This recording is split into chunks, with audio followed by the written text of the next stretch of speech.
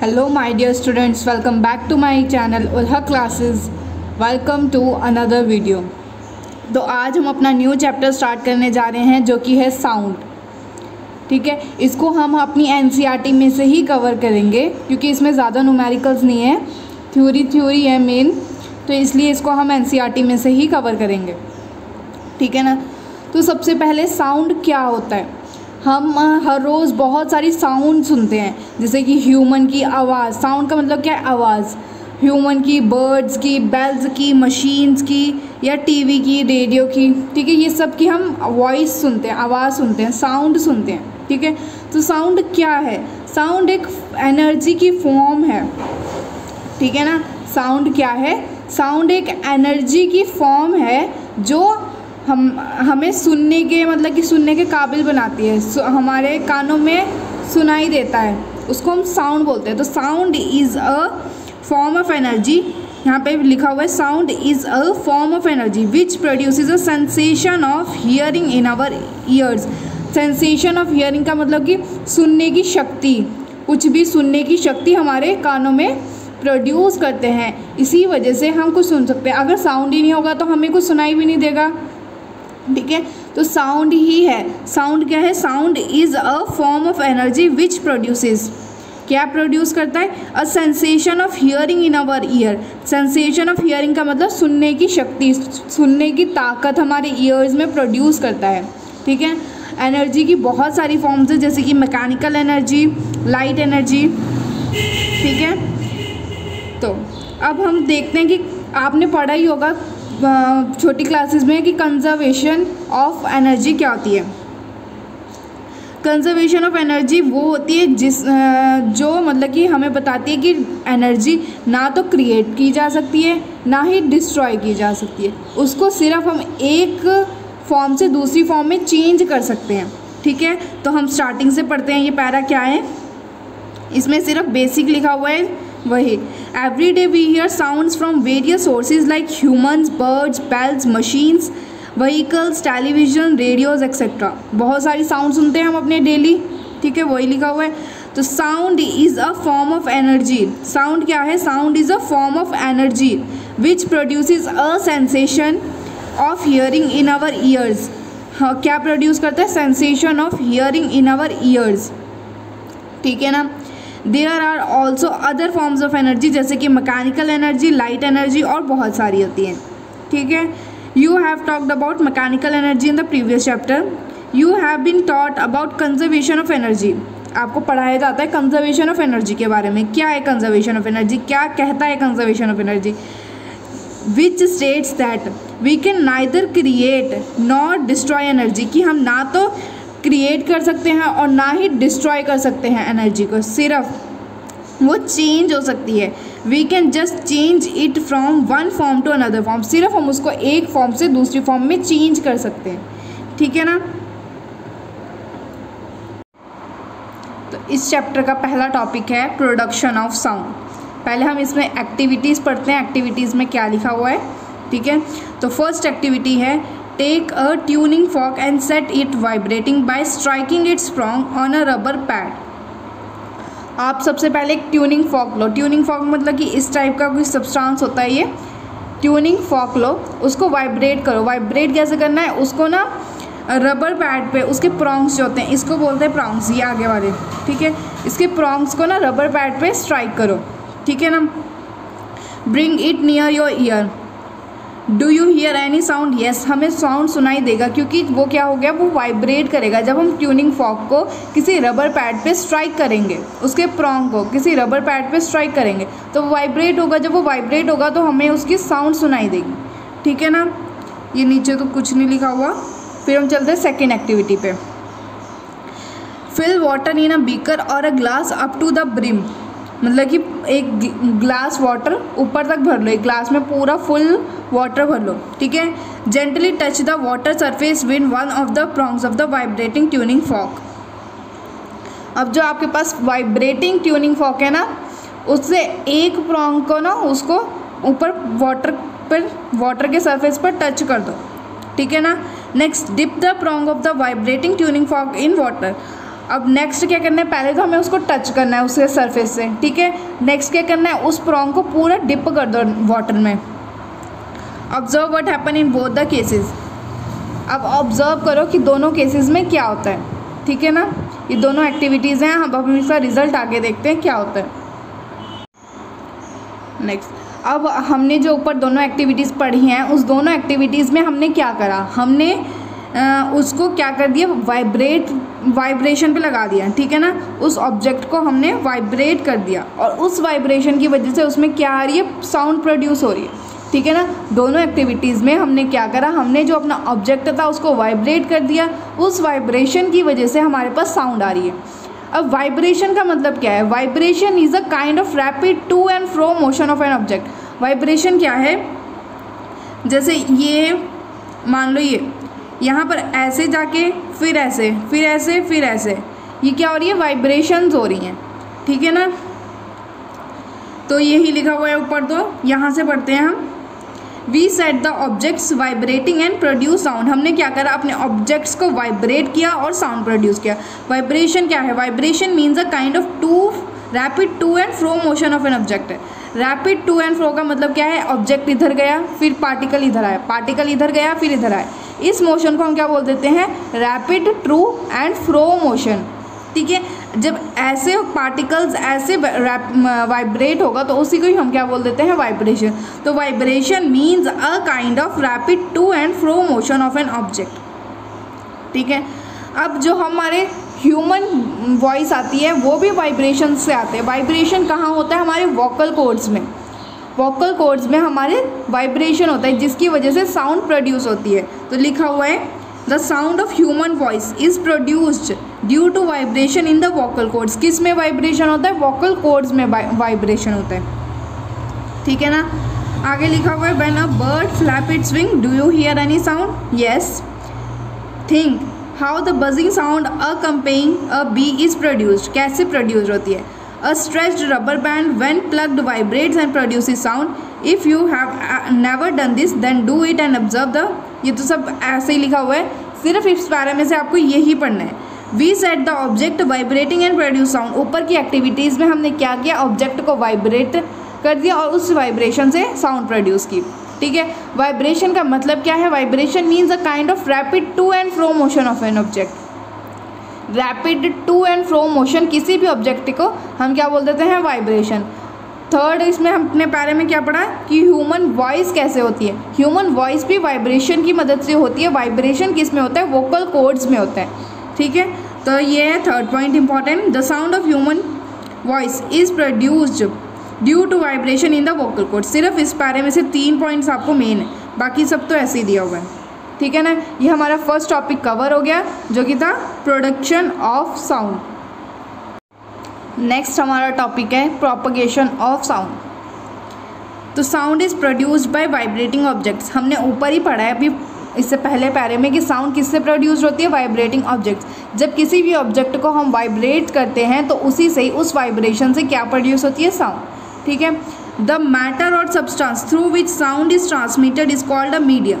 जिस मैटर से ये सब्सटेंस से साउंड पास होती है, मतलब कि साउंड ट्रांसमिट होती है, साउंड एक पर्सन से दूसरे पर्सन तक पहुंचती है, उसको हम क्या बोल देते हैं, मीडियम, ठीक है। और ये मीडियम सॉलिड भी हो सकता है, लिक्विड भी हो सकता है, गैस भी हो सकता है।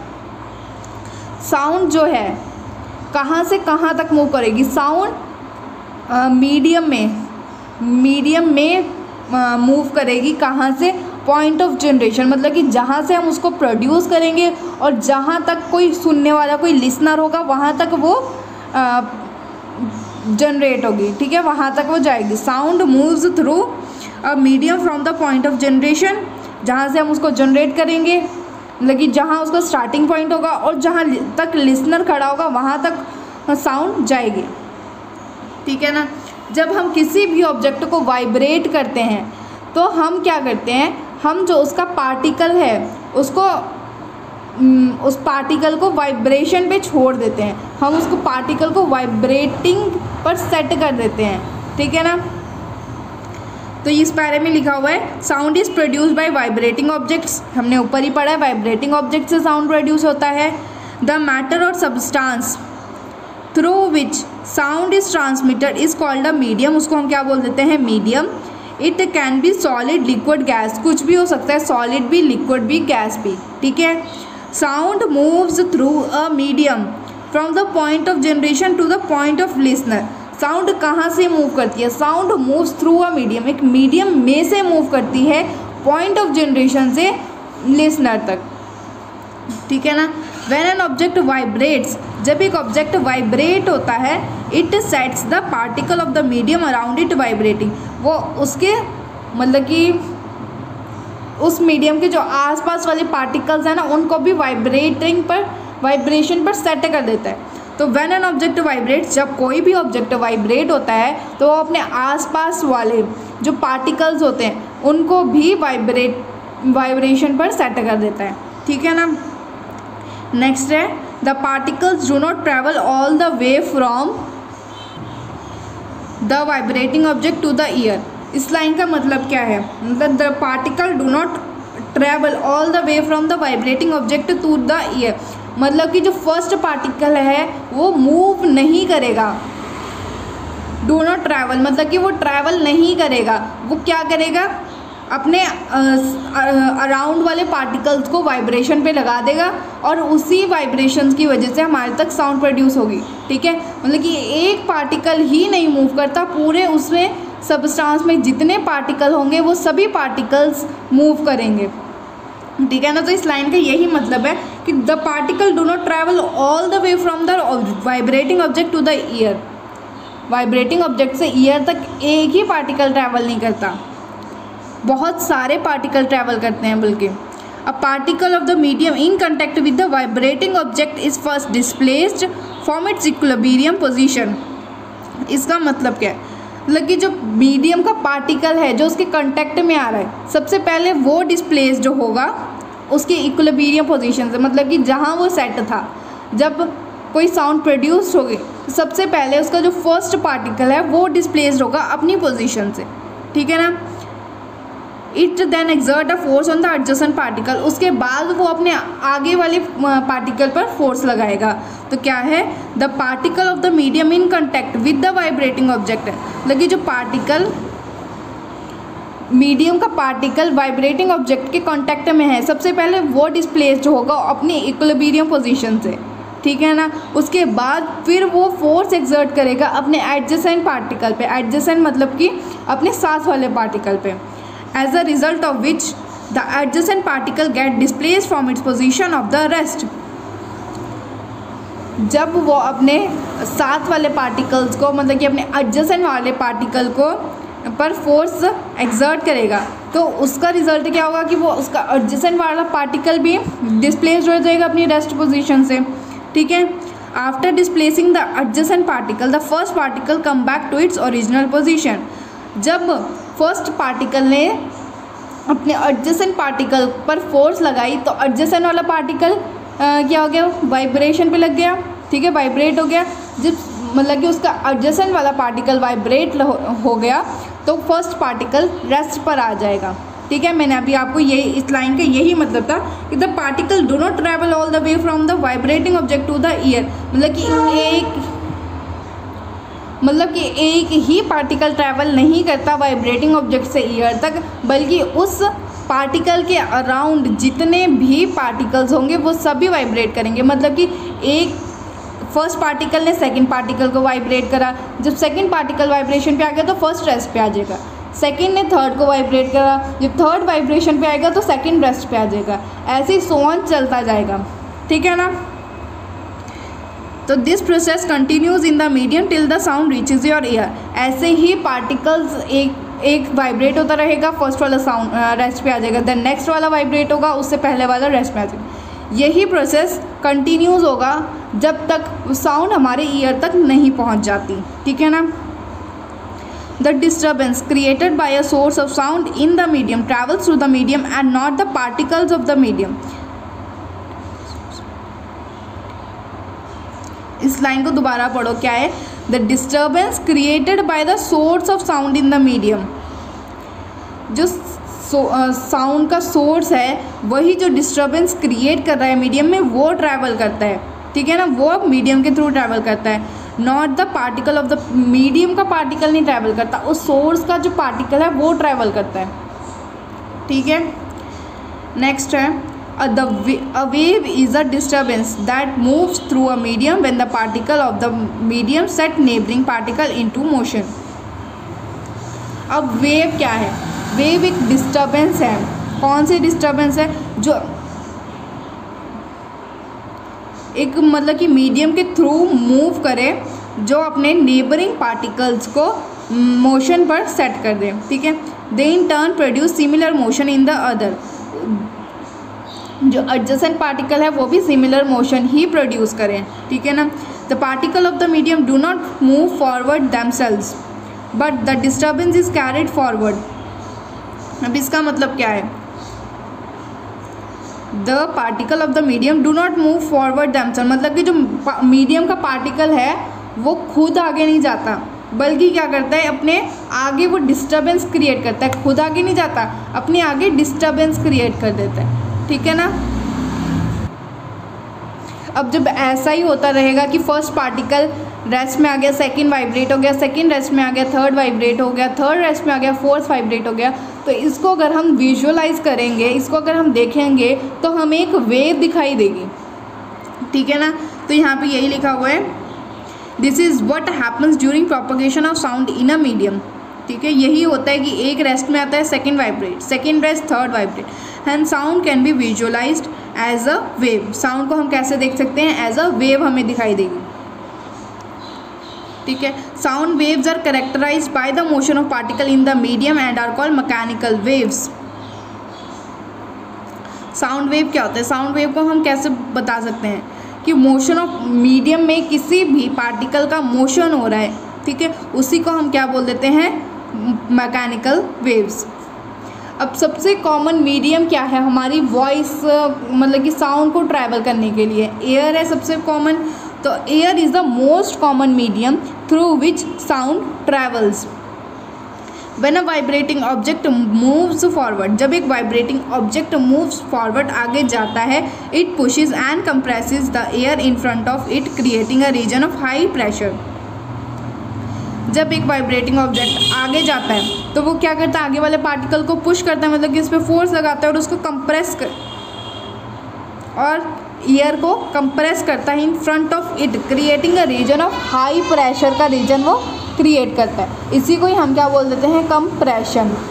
जब कोई पार्टिकल वाइब्रेटिंग ऑब्जेक्ट आगे जाता है और जब कोई पार्टिकल आगे जाता है और वो नेक्स्ट पार्टिकल को पुश करता है, कंप्रेस करता है एयर को, अपने आगे वाली एयर को कंप्रेस करता है, तो उसकी वजह से एक हाई प्रेशर का रीजन बन जाता है, ठीक है। इसी प्रोसेस को हम क्या बोल देते हैं? कंप्रेशन। जैसे कि यहाँ पे दिखाया हुआ है, यहाँ ये जो है, ये जो होता है, ये अपने आगे वाले पार्टिकल्स को पुश करेगा और एयर पे मतलब कि एयर पे क्या करेगा? कंप्रेस करेगा एयर को, अपने आगे वाली एयर को कंप्रेस करेगा। तो यहाँ पर ये जो एरिया है ना ज़्यादा वाला, यहाँ पर क्या रहेगा? कंप्रेशन है, ठीक है ना। This compression start to move away from the vibrating object. अब यही कंप्रेशन आगे जाता जाएगा, ठीक है, और फिर क्या हो जाएगा? ये ईयर तक पहुँचेगा।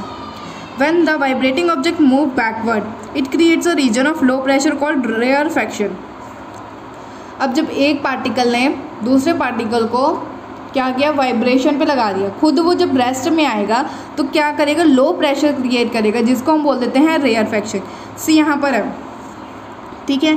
यहाँ पर फर्स्ट पहले पार्टिकल ने नेबरिंग पार्टिकल को मोशन पे सेट किया। जब वो मोशन पे सेट करेगा तो हाई प्रेशर होगा, जब वो रिटर्न बैक अपनी पोजीशन पे आएगा तो लो प्रेशर होगा। जब वो मतलब कि नेबरिंग पार्टिकल को सेट करेगा वाइब्रेशन पे तो उस टाइम क्या होगा? कंप्रेशन। जब वो अगेन अपना मतलब कि वापस आएगा, रेस्ट में आएगा, तो क्या होगा? रेयरफैक्शन, ठीक है ना। जैसे कि यहाँ पे दिखाया हुआ ये है रेयरफैक्शन। रेयरफैक्शन में लो प्रेशर तो ये ज़्यादा दूर होंगे, यहाँ पर हाई प्रेशर तो ये पास होंगे, ठीक है। As the object moves backward and forth rapidly, a series of compression and rarefaction is created in the air। जब वो कोई ऑब्जेक्ट जल्दी रैपिड एंड फ्लो मतलब कि जल्दी आगे पीछे एक वेव क्रिएट करेगा तो हमारे पास क्या दिखाई देगा कि क्या बना रहे? कंप्रेशन और रेयरफैक्शन का रीजन बना रहे हैं, ठीक है। These make the sound wave that अब यही कंप्रेशन और रेयरफेक्शन क्या बना देता है, साउंड वेव बना देता है, जो कि मीडियम के थ्रू प्रोपोगेट करता है, मतलब कि मीडियम के थ्रू पास करता है। कंप्रेशन क्या है, region of high pressure, rarefaction क्या है, रीजन ऑफ लो प्रेशर, ठीक है ना। प्रेशर क्या है, pressure is the related to the number of particles of a medium in a given volume. किसी वॉल्यूम में कितने पार्टिकल्स हैं उसको क्या बोल देते हैं, pressure. More density of the particle in the medium give more pressure and vice versa. मतलब कि जितनी ज़्यादा डेंसिटी होगी किसी मीडियम में तो वो क्या करेगा, उतना ही प्रेशर देगा। जितनी डेंसिटी होगी उतना ही प्रेशर देगा, और जितनी कम डेंसिटी होगी उतना कम प्रेशर देगा, ठीक है। Thus propagation of sound can be visualised as propagation of density variations और pressure variations in the medium. मतलब कि प्रोपोगेशन ऑफ साउंड को हम कैसे विजुअलाइज कर सकते हैं कि जितनी ज़्यादा डेंसिटी की वेरिएशंस होगी, लेकिन जितनी ज़्यादा डेंसिटी होगी उतना ज़्यादा प्रेशर होगा, जितना ज़्यादा प्रेशर होगा उतनी ज़्यादा डेंसिटी होगी, दोनों इन्वर्सली मतलब कि डायरेक्टली प्रोपोर्शनल है। तो बस यही है, प्रोपोगेशन ऑफ साउंड यहीं पर ख़त्म होता है। होप सो आपको अच्छे से समझ आया होगा। Thank you for watching and don't forget to like, comment, share and subscribe my YouTube channel उल्हा classes. Thank you so much for watching.